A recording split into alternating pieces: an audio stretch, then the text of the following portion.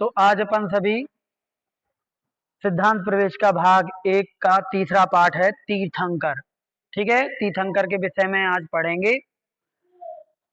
तो जैसे कि अपन जानते ही हैं 24 तीर्थंकर जो है अपने जैन दर्शन के, जैन धर्म के 24 तीर्थंकर ये अपने लिए सर्वप्रथम जो है पूज्य होते हैं, है ना।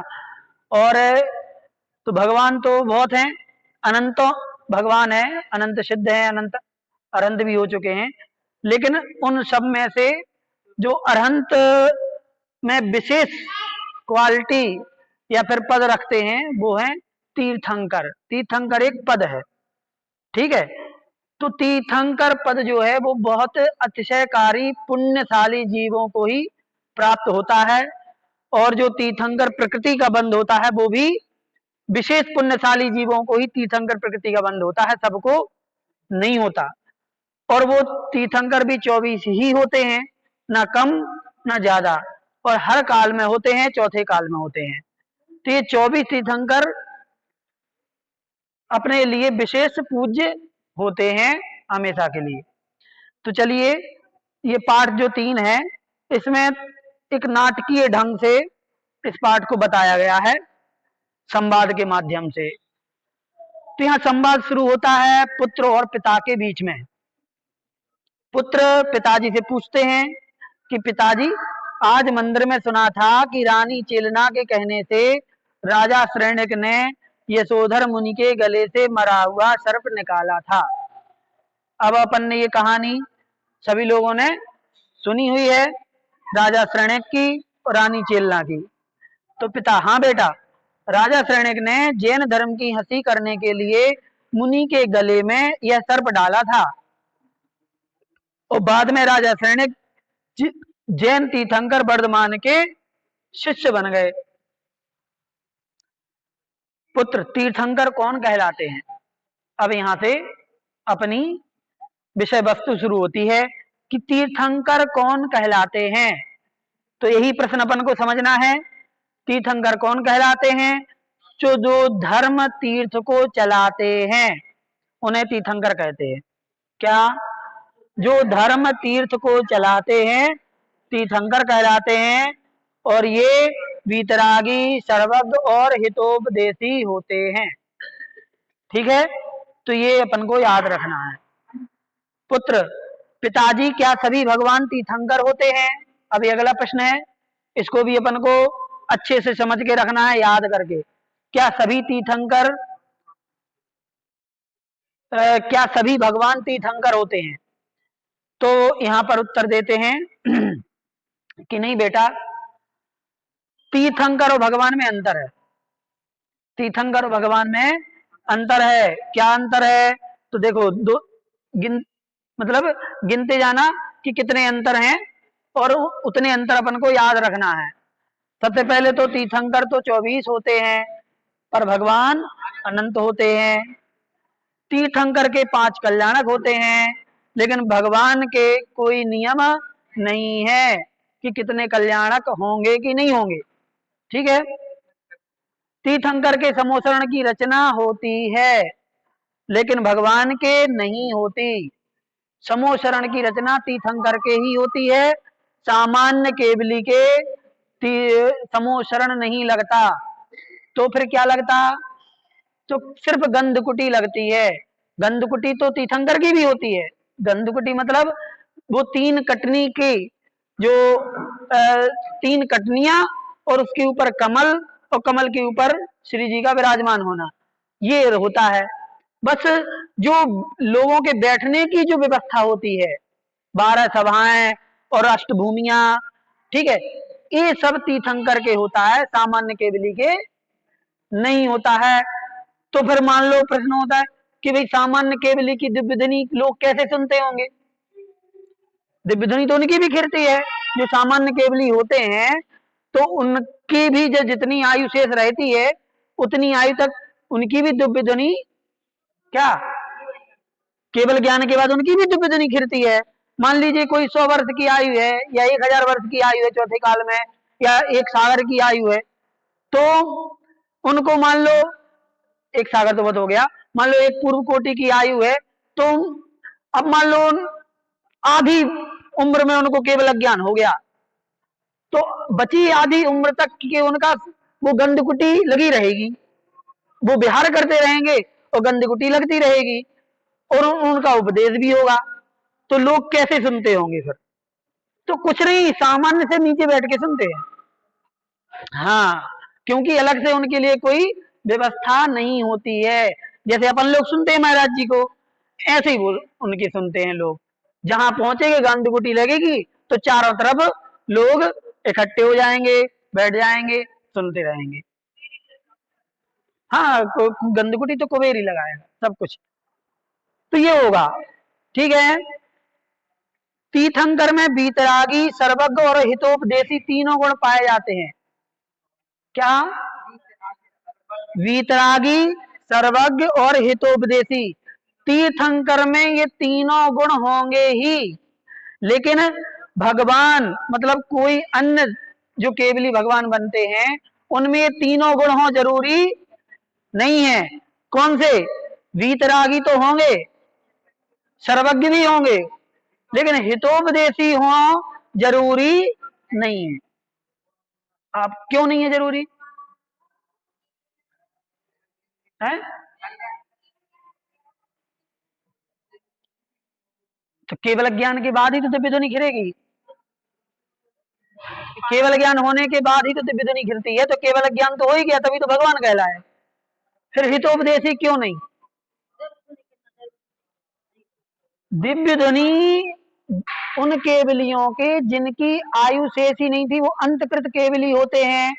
जो केवल ज्ञान होता है और सीधे मोक्ष चले जाते हैं, वो कहलाते हैं अंतकृत केवली। तो उनकी हितोपदेश हो ही नहीं पाया उनका, समझ गए ना? तुरंत मोक्ष हो गया, उनकी गंदी कुटी नहीं लगी, सीधे मोक्ष चले गए। हाँ, उनका तो बहुत गैप रहता है। हाँ, इसलिए उनका तो खिरना ही खिरना है, समोसरण लगना ही लगना है, नियम है वो तो। लेकिन दूसरा एक केवली होते हैं मूक केवली। कौन से? मूक केवली। तो उनकी गंध कुटी लगेगी, विराजमान होंगे, लेकिन बोलेंगे कुछ नहीं है। नहीं सुनेंगे ना, बोलेंगे नहीं तो कौन सुनेगा? नहीं सुनेंगे, दर्शन करेंगे केवल बस। हाँ, मौन रहेंगे, मूक। ठीक है, तो क्या समझ में आ गया ना? लेकिन ये चीज तीर्थंकरों के साथ घटित नहीं होगी, ये सामान्य दूसरे केवली भगवानों के साथ घटित होगी। इसलिए उन तीर्थंकरों के अलावा जो सामान्य केवली हैं उनमें सर्वज्ञपना और वीतरागीपना ये तो रहेगा, लेकिन हितोपदेशी हो ये जरूरी नहीं है। बात समझ में आ गई ना? हाँ,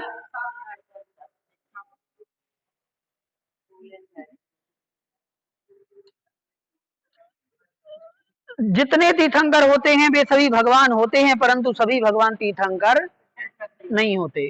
जो भगवान तीर्थंकर हैं वे तो भगवान हैं, लेकिन सभी भगवान सभी केवली तीर्थंकर हो ये जरूरी नहीं है। तो ये बात समझ में आ गई ना? 4-5 अंतर बता दिए। पुत्र कल्याणक किसे कहते हैं? अब एक बताया था कि तीर्थंकर के 5 कल्याणक होते ही हैं, पांचों होंगे और एक कम ज्यादा नहीं। ठीक, लेकिन सामान्य केवली के कोई नियम नहीं है। दो एक भी हो सकता है, दो भी हो सकते हैं कल्याणक, अधिक से अधिक 3 हो जाएंगे। ठीक है, तो कल्याणक किसे कहते हैं?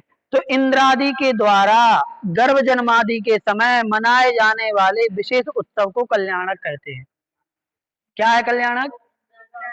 इंद्र आदि के द्वारा गर्भ और जन्म आदि के समय, गर्भ जन्म तप ज्ञान मोक्ष आदि के समय पर जो विशेष महोत्सव देवों के द्वारा और मनुष्यों के द्वारा मनाया जाता है वो कल्याणक कहलाता है। विशेष उत्सव का नाम। एक और परिभाषा कहीं पर आई थी अभी कि कल्याणक किसे कहते हैं? तो तीर्थंकर के जीवन की विशेष घटनाओं पर, तीर्थंकर के जीवन की विशेष घटनाओं को मनुष्य और देव जब विशेष उत्साह के साथ महोत्सव के रूप में मनाते हैं वो कल्याणक कहलाता है। ठीक है, देव और मनुष्य दोनों। कल्याणक कौन कौन से होते हैं, तो आप 5 नाम जानते ही हैं। गर्भ कल्याणक, जन्म कल्याणक, तप कल्याणक, ज्ञान कल्याणक और मोक्ष कल्याणक। अब प्रश्न है कि धर्म किसे कहते हैं। तो जिसके द्वारा प्राणी संसार के दुखों से छूटकर उत्तम सुख को प्राप्त करता है, धर्म की परिभाषा। जिसके द्वारा प्राणी संसार से छूटकर और उत्तम सुख को प्राप्त कर लेता है, उसे धर्म कहते हैं।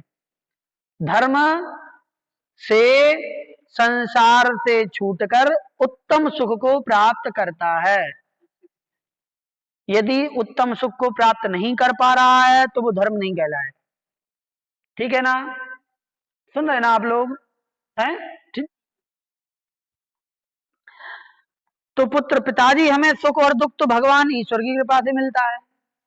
पुत्र बोलता है कि ईश्वर की कृपा से हमें सुख दुख मिलते हैं, तो फिर इसमें दुख और से छूटना और उत्तम सुख ये कहां से आ गया। नहीं बेटा, ईश्वर सुख दुख नहीं देते, वह तो मात्र विश्व की सभी वस्तुओं को जानते हैं, उनमें अच्छा बुरा परिवर्तन नहीं कराते। सुख दुख प्राणी को अपने कर्मों से मिलता है। ठीक है, सुख और दुख ईश्वर भगवान नहीं देते, वो केवल दुनिया में क्या चल रहा है वो केवल जानते हैं। ना तो वो आपके दुख को कम कर सकते हैं, ना आपके दुख को बढ़ा सकते हैं। जितना जैसा कर्म है उसी के हिसाब से कर्मों का फल मिलेगा। फिर प्रश्न आएगा कि भाई जब कुछ नहीं कर रहे तो फिर अपन क्यों पूजा भक्ति करें, या फिर पूजा भक्ति करने से किसी किसी के दुख मिटे हुए हमें दिखाई देते हैं, दुख दूर होते हुए दिखाई देते हैं कि इनने भक्ति पूजा करी, इनका संकट दूर हो गया। तो फिर ये कैसे हुआ जब भगवान नहीं करते। तो देखो, होता सब कर्म से ही है, होता सब कर्म से ही है। बस इतना होता है कि जब हम अपनी भक्ति से भगवान को पूजा करते हैं, उनकी भक्ति करते हैं, तो जो अभी अशुभ कर्म इतना प्रबल उदय में आता है, उसके साथ में सुख की जो लड़ियां थी उनकी उदीर्णा भी होने लगती है। फिर कर्म क्या है, कर्म अपने पास साता वेदनी भी बैठा है अंदर में और असाता वेदनी भी बैठा है, बैठा दोनों ही है। लेकिन होता यह है कि जिसकी क्वांटिटी ज्यादा उसका बल दिखाई देगा और जिसका कम उसका दिखाई नहीं देगा। तो साता वेदनी भी हमेशा उदय में आ रही है और असाता भी उदय में आ रही है, लेकिन जिसकी मात्रा ज्यादा हो जाएगी, असाता वेदनी की मात्रा ज्यादा हो जाएगी तो संकट आने लगेंगे, और साता वेदनी उदय में ज्यादा आ जाएगी तो संकट दूर होने लगेंगे। तो पूजा भक्ति करने से जब विशुद्ध परिणाम होते हैं अपने, तो क्या होता है, अभी जो साता कर्म उदय में आ रहा था उससे क्या होगा, साता वेदनी कर्म की उदीर्णा ज्यादा होने लग जाएगी। होगा कर्म ही, भगवान नहीं कर रहे, लेकिन उनकी भक्ति करने से साता वेदनी कर्म जो अभी पड़े थे अंदर, वो क्या करने लगेंगे, वो सामने आने लगेंगे। जब वो सामने आने लगेंगे तो फिर असाता वेदनी का असर कम हो जाए, दब जाए। समझ में आई ना, ये पूरा खेल कर्मों का होता है। तो इसलिए वो नहीं देते हैं, ये सत्य है, लेकिन उनके बिना नहीं मिलता कुछ भी, ये भी सत्य है। तो महावीर के अलावा, महावीर भगवान के अलावा कौन कौन तीर्थंकर हैं। जैन धर्म में 24 तीर्थंकर होते हैं, प्रत्येक की पहचान उनके चिन्ह द्वारा की जाती है। तो कृपया उनके नाम बताइए। तो ये 24 तीर्थंकरों के नाम हैं, आप लोगों को याद ही होंगे, नंबर से याद रखना, चिन्ह भी याद रख लेना। हाँ, तीर्थंकर का चिन्ह कहाँ दिखता है, दाहिने पैर के अंगूठे में दिखाई देता है। तीर्थंकर का चिन्ह सर्वप्रथम कौन देखता है, तो इसे सौधर में इंद्र सुमेरु पर्वत पर जन्माभिषेक के समय सर्वप्रथम देखता है। सौधर में इंद्र देखता है जन्माभिषेक के बाद, ठीक है, सुमेरु पर्वत पर वो देखता है। और जो चिन्ह वहां पर दिखाई देता है वही तीर्थंकर का चिन्ह मान लिया जाता है, निश्चित हो जाता है। ठीक है, भगवान के पूरे शरीर पर 108 लक्षण होते हैं। लक्षण मतलब चिन्ह, ठीक है, और वो चिन्ह कोई अलग से नहीं होते। जैसे हाथ की रेखाएं होती हैं, हाथ की रेखाएं दिखाई दे रही ना, ऐसे ही रेखाओं से बने चिन्ह होते हैं। आप अपनी रेखाओं में भी कोई चिन्ह ढूंढ सकते हो कि देखो ये लग रहा है ऐसा ऐसा, ठीक है? 108, 1008 तो नाम होते हैं। हाँ, 108 शुभ लक्षण, हाँ, पूरे शरीर में। लेकिन दाहिने पैर में जो होता है वो उनका चिन्ह माना जाता है, ये होता है। तीर्थंकर के चिन्ह क्यों रखा जाता है? यदि चिन्ह नहीं रखा गया तो यह मालूम नहीं हो सकेगा कि किस तीर्थंकर की मूर्ति है। इस बात को जताने के लिए चिन्ह रखा जाता है। क्या बिना चिन्ह की भी मूर्ति होती है? हाँ बेटा, तीर्थंकर के अलावा मुनि अवस्था की मूर्ति, सामान्य केवली की मूर्ति और सिद्ध परमेष्ठी की मूर्ति पर चिन्ह नहीं होते। इस चीज को याद रखना आप लोग, इंपॉर्टेंट है। क्या मुनि अवस्था की मूर्ति भी ऐसे ही बनेगी? एक बात और याद रख लीजिए, अपने यहाँ पर जैन धर्म में स्टैच्यू पूजनीय नहीं होते। स्टैच्यू कैसे होते हैं? जैसे कि आचार्य श्री विद्यासागर जी की समाधि हो गई, मान लीजिए, हो गई ना, अब कोई किसी का मन है कि हम इनकी मूर्ति बनवाएं, तो इन्हीं के आकार की यदि मूर्ति बनेगी तो वो नहीं होता अपने यहाँ पे। यदि इनकी भी मूर्ति बनेगी तो ऐसी ही बनेगी जैसे भगवान की सामने दिख रही है, बस उनके नीचे नाम लिखा जाएगा आचार्य श्री विद्यासागर जी महाराज।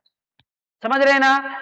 यदि इन्हीं की शकल सूरत वाली बना देंगे तो वो स्टैच्यू कहलाएगा, मतलब उनका जो प्रतिबिंब है वो वैसा पूज्य नहीं होता है। सामान्य मुनि की मुद्रा होनी चाहिए। हाँ हाँ, कैसे उनकी?